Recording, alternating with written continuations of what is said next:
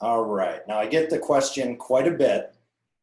Is this just the gluten-free, casein-free diet? Which is extremely popular, especially in the autism community. And the answer is absolutely not. While we do avoid gluten and we avoid casein, this is completely different. We are eating with the primary goal of fixing the gut and reducing inflammation in our children's brains. Now, most gluten-free substitutes are just as bad or worse than the original. And I've had a lot of people say, hey, I've tried the gluten casein-free thing. I had trouble with it, it didn't work. I totally get that. There's not a lot of good information out there. Doctors don't tell you, no one else really understands it. And when you simply replace one food that causes inflammation with another, you're not going to see the results. Junk food is junk food. Just because you got gluten-free pretzels doesn't mean they're good for you. Many times they can be even worse. And to illustrate the point, what I want to do is I want to take a look at two different bread choices, one with gluten and one without. Okay, so this one is Ezekiel bread. This is in every single grocery store in the freezer section. And this is not gluten-free. And now a little bit later, we're going to get into a little bit more details on how to read labels and how to shop a little bit smarter. But for now, just know that when it comes to ingredients, there's two ground rules that I want you to know and internalize. Number one, the less ingredients, the better.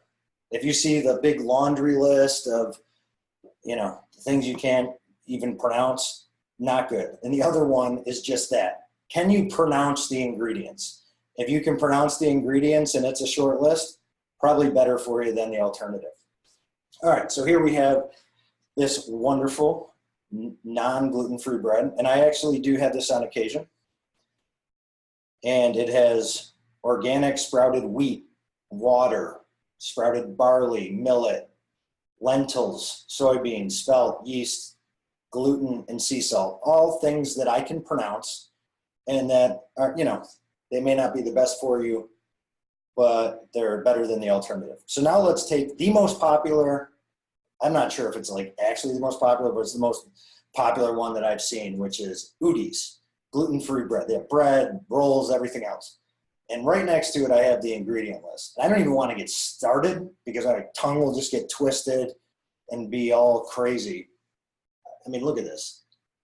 I don't even know. It's tapioca starch, resistant cornstarch, brown rice flour, canola oil, potato, tapioca, calcium lactate, calcium carbonate, xanthium.